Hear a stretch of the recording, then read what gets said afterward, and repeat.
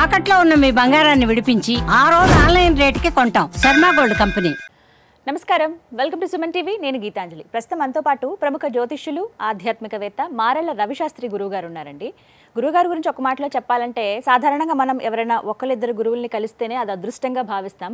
అలాంటిది వారు దగ్గర 500-600 మంది గురువులను ప్రత్యక్షంగా కలిసి వారితో ఇంటర్వ్యూలు తీసుకుని మనకు వారి పట్ల ఇంకా భక్తి పెరిగే విధంగా, అలాగే ఆధ్యాత్మికంగా మనం మన జీవితంలో ఇంకా ఉన్నతికి ఎదిగే విధంగా వారి ఇంటర్వ్యూస్ దోహదపడ్డాయంటే అది ఖచ్చితంగా అతిశయోక్తి కాదు.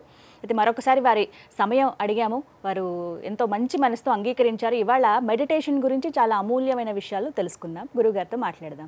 గురుగారు నమస్కారం అండి. గురుగారు, ధ్యానానికి సంబంధించి మాకున్నటువంటి సందేహాలను నివృత్తి చేస్తూ వస్తున్నారు. ఇవాళ మేము అడుగుతున్నటువంటి సందేహం, ధ్యానం అనేది ఏ సమయంలో చేయాలి, ఏ ప్రదేశంలో చేయాలి? ఎందుకు ఈ మాట అడుగుతున్నానంటే, మనం చేసే ప్రదేశం బట్టి కూడా ఆ ప్రభావం మన ధ్యానం మీద పడుతుంది అని అంటారు. ఇది నిజమేనా? వివరించండి. ధ్యానం ఎలా చేయాలి అంటే, బేసికల్గా మనం ధ్యానం అనేది ఒకే సమయానికి ఒకే ప్లేస్లో చేస్తే చాలా ఎఫెక్టివ్గా ఉంటుంది. మనం మన ఇంట్లో చేస్తే మన ఇంట్లో ఇప్పుడు సపోజ్ మార్నింగ్ 5 o'clockకి చేసామనుకోండి, 5 to 6 నేను ధ్యానం చేస్తున్నా అంటే ఇది నేను రెగ్యులర్గా చేసే టైం. 5 to 6 ధ్యానం చేస్తే ఆ 5 to 6 అనేది ఒకే ప్లేసు, ఒకే నేను ఒకే చైర్లో ఒకే ప్లేస్లో కూర్చొని చేస్తాం. అప్పుడు మనం అక్కడ కూర్చోగానే మనకి ఆ ఫాస్ట్ అంటే ఇంప్రెషన్స్ అన్నీ అక్కడ ఉంటాయి కాబట్టి మనం అక్కడ కూర్చోగానే మనకు తెలియకుండానే ధ్యానం అనేది కుదరటం అనేది ఈజీ అవుతుంది. అది మనం ఒకే ప్లేస్ ఎంచుకొని మనం చేస్తూ ఉంటే. అలా కాదు, మనం ధ్యానంని డిఫరెంట్ ప్లేసెస్లో చేయాలనుకున్నాం. మీరు అడిగారు వేరే వేరే ప్రదేశాల్లో శక్తులు ఉంటాయని. మనకి పూర్వం ఆలయాల్లో ధ్యానం చేయడం, మనకున్న ఆలయాల్లో ధ్యానం చేస్తే చాలా పవర్ఫుల్ ఉంటుంది. ఎందుకు? ఆలయాలు వేరు, గుళ్ళు వేరు. గుళ్ళు అంటే ఇప్పుడు కడుతున్నాయి, ఆలయాలు అంటే పూర్వకాలంలో నిర్మించినవన్నీ ఆలయాలు. డిఫరెన్స్ ఏంటంటే ఆలయానికి గుడికి సింపుల్గా గుడిలో ఏంటంటే మన గర్భాలయం ఉంటుంది, ముందర ఉన్నటువంటి అంటే మన భజన ఇవి చేసుకోవడానికి ప్రార్థనాలయం ఉంటుంది, అంతవరకే ఉంటుంది, హ్యాపీగా సరిపోతుంది. అంటే మామూలుగా ఇప్పుడు కట్టే కొత్త గుళ్ళు. పూర్వకాలంలో ఆలయాలు అట్లా ఉండే కదా. ఆలయము అంటే ఒకటి, ఆలయము మీనింగ్ ఏంటంటే అక్కడికి వెళ్ళి లయం అవ్వటం ఆలయం. లయం అంటే నువ్వు పూర్తిగా భగవంతునికి అర్పణం, నీ స్థితి లేదు, మొత్తం అక్కడ సమర్పణం అనేది ఉంటుంది. అక్కడికి లయమైపోవడానికి నువ్వు వెళ్తున్నావు, ఆ లయం అంటే అక్కడికి వెళ్ళి లయమైపోవడమే ఆలయం. సో ఆ ఆలయంలో ఏముంటుంది అంటే, పూర్వకాలంలో అక్కడే వేద పాఠశాలలు ఉండేది, ఆలయమే విద్యాలయం, అక్కడే ఔషధాలు ఇచ్చారు, అదే వైద్యాలయం. ఆలయంలోనే చాలా మందికి అన్నార్థులకి అన్నదానం చేసేవాళ్ళు, అన్నపూర్ణాలయం అదే. అక్కడనే యజ్ఞాలు చేశారు, యజ్ఞాలయం అదే. యజ్ఞము వల్ల ఏంటి? అంటే ప్రకృతిని శుద్ధి చేసే ప్రాసెస్ యజ్ఞం, ప్రకృతిని శుద్ధి చేసేది. దానివల్ల అక్కడనే ఇప్పుడు అనుకున్నట్లుగా గ్రామ పంచాయతీలు అన్నీ జరిగాయి అక్కడనే. అంటే ఊరికి మేలు. ఇప్పుడు మా కాలంలో మనం సచివాలయం అనుకోండి, ఒక గ్రామ సచివాలయం కూడా అదే. పూర్వకాలంలో ఆలయం అనేది ఉండేది. అలాగే పూర్వంలో ఎవరింట్లో ఏమన్నా ఇబ్బంది వచ్చి ధాన్యాలు నిల్వ చేసే కర్మాలయం కూడా అక్కడనే పెట్టేవారు. ఇన్ని రకాల సోర్సెస్కి ఊళ్ళో ఉండే సెంటర్ పాయింట్ ఆలయం. ఓకే, ఆ ఆలయాన్ని ఎలా నిర్ణయించేవాళ్ళు? పూర్వకాలంలో ఏ ఋషో ఏ మునో తపస్సు చేసి వారి వైబ్రేషన్స్ ఎక్కువగా ఉంటే ఆ ప్రదేశాలను నిర్ణయించి ఆ ప్రదేశాలు చూసుకొని దాన్ని క్లియర్గా ఇక్కడ వైబ్రేషన్స్ ఎక్కువ ఉన్నాయి అని అక్కడ ఆలయాలు నిర్మించేవాళ్ళు. అలాగే ఇప్పుడు మనం చూసుకుంటే శ్రీశైలం శక్తిపీఠము, అలాగే మనకి జ్యోతిర్లింగాల్లో ఒకటి. అలా అటువంటి పెద్ద ఆలయాలు మనకి జరుగుతూ ఉన్నాయి అన్నమాట. అలాగే ప్రతి ఒక్కటి చూడండి, వాటిని పవిత్ర క్షేత్రాల కింద ఉన్నాయి. తిరుమల కానీ, మనకి శ్రీకాళహస్తి కానీ, ఇటువంటి ప్రదేశాల్లో మనం వెళ్ళినప్పుడు అక్కడ ధ్యానం చేస్తే ఆల్రెడీ ఎంటర్ అయిన ప్రతి వ్యక్తి కూడా పాజిటివ్ వైబ్రేషన్తోనే ఉంటారు.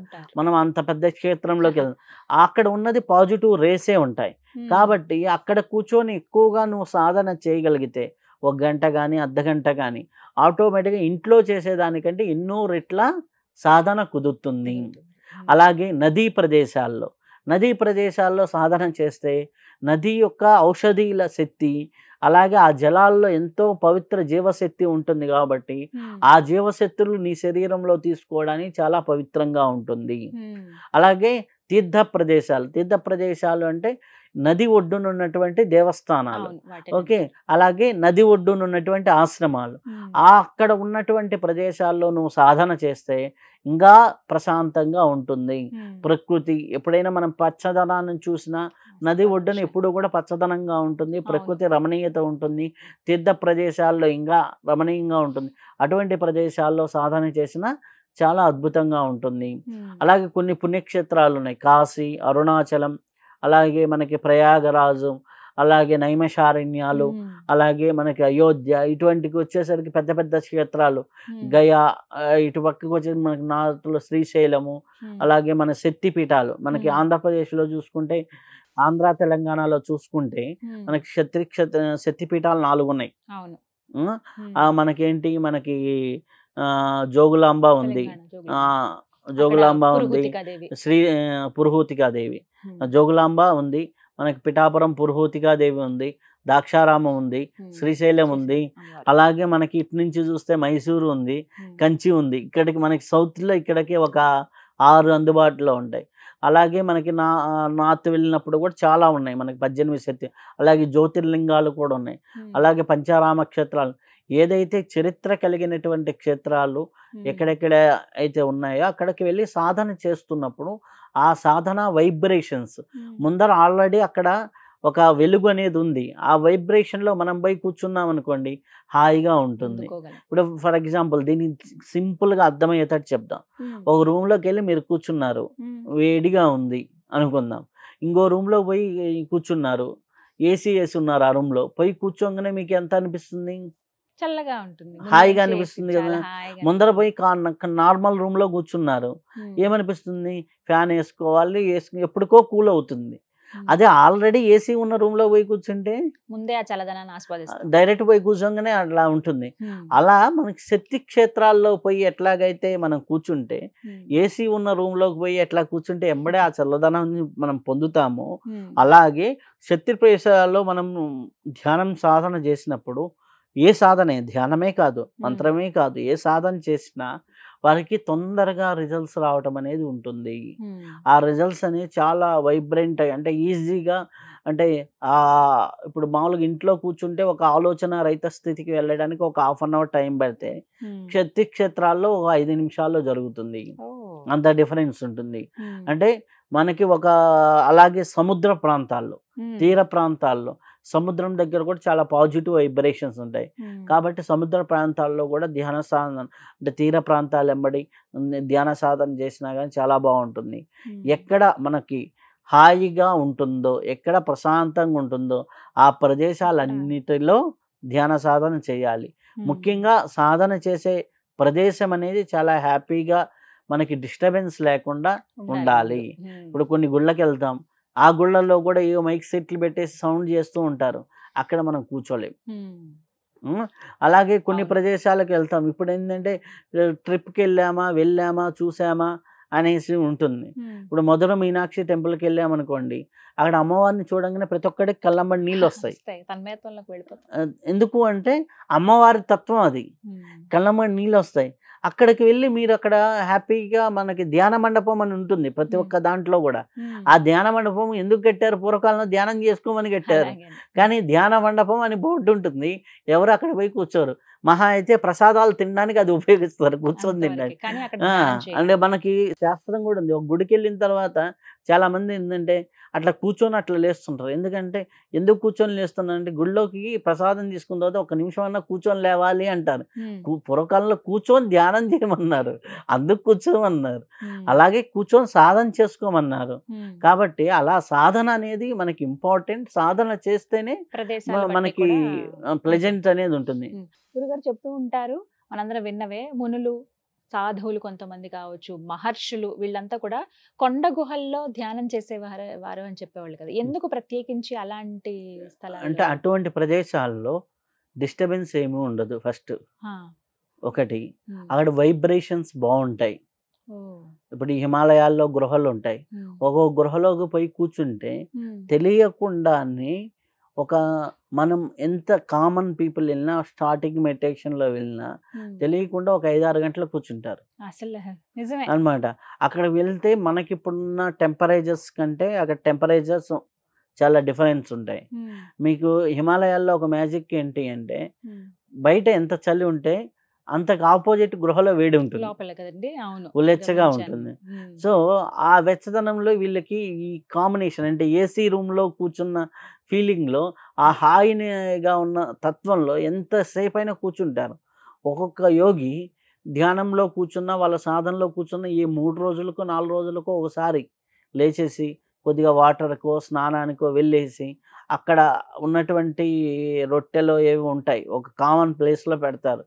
ఇది ఆ ప్లేస్లో నుంచి రొట్టెలు అవి తెచ్చుకొని కొద్దిగా తీసుకొని మళ్ళీ కూర్చుంటారు. అలా ఉంటారు వాళ్ళు. సో అలాంటి ప్రదేశాల్లో చాలా బాగుంటాయి. ఇప్పుడు మనం ఋషికేశ్ వెళ్ళామనుకోండి, వశిష్ఠ గృహ అని ఉంది. ఆ గృహలో కూర్చుంటే ఎంతసేపు కూర్చున్నా కానీ చాలా అద్భుతంగా ఉంటుంది. అలాగే మనకి మంత్రాలయం, మనకి మంత్రాలయంలో పోయి ఎంతసేపు ధ్యానం చేసినా చాలా హాయిగా ఉంటుంది. అలాగే మనకి చాలా చాలా మునుల ప్రదేశాలు ఉన్నాయి, వాళ్ళ జీవ సమాధులు ఉన్నటువంటి ప్రదేశాలు ఉన్నాయి.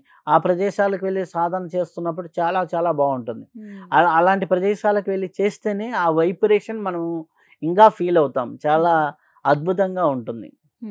నిజమే, మనం చేసేటువంటి ప్రాంతం కూడా మన ధ్యానం పైన ప్రభావం చూపిస్తుంది అని అంటారు. సింపుల్, మీకు ఇందనే చెప్పాను కదా, బయట ఎండకు వచ్చారు, హ్యాపీగా మీరు ఒక రూమ్లోకి వెళ్ళారు, ఏసీ అప్పుడు ఆన్ చేశారు, అది కూల్ అవ్వడానికి టైం పడుతుంది. అలాగే ఆల్రెడీ ఒక పావు గంట ముందు 1/2 అవర్ ముందర ఏసీ వేసిన రూమ్లోకి వెళ్ళారు, వెళ్ళగానే ఆ హాయిని మీరు ఫీల్ అవుతారు. అలాగే ఒక శక్తి క్షేత్రాలు, అది దేవాలయం కావచ్చు, గురువుల జీవ సమాధులు ఉన్న ప్లేసులు కావచ్చు, తీర్థయాత్రా ప్రదేశాలు కావచ్చు, అలాగే పుణ్యక్షేత్రాలు కావచ్చు, అలాగే పెద్ద పెద్ద గృహాలు కావచ్చు. ఇటువంటి ప్రదేశాల్లో ఆల్రెడీ మీరు వెళ్ళి కానీ ధ్యానం చేస్తే తొందరగా ఆల్రెడీ పాజిటివ్ వైబ్రేషన్స్ ఉంటాయి కాబట్టి ఈజీగా కనెక్ట్ అవుతారు. ఎక్కువ ఉదయమే సరైన సమయం అంటారా గురువుగారు, సాయంత్రమా? మీరు మనసు నిలపగలిగితే ఏ సమయమైనా సరైన సమయమే. మనసు నిలకడగా ఆలోచన రహిత స్థితిలో ఉండటం అనేదే ధ్యానానికి ముఖ్యం. ఆలోచన రహిత స్థితికి ఎప్పుడు వెళ్తే అప్పుడు ఉంటుంది. కాబట్టి ఎందుకంటే మనకి మార్నింగ్ అంటే ఎందుకు అంటామంటే బ్రహ్మీముహూర్త కాలం అనేసి ఇవన్నీ, అప్పుడు డిస్టర్బెన్సెస్ ఉండవు. అప్పుడు ఎనర్జీ ఫ్లో కానీ ఆక్సిజన్ లెవెల్స్ కానీ ఎక్కువ ఉంటాయి. బ్రహ్మీముహూర్తంలో మామూలుగా ఉండే ఆక్సిజన్ లెవెల్స్ కంటే చాలా హై ఆక్సిజన్ లెవెల్స్ ఉంటాయి. కాబట్టి అది సైంటిఫికల్గా మంచిదే, అలాగే వచ్చేసి ఫిజికల్గా కూడా చాలా మంచిది.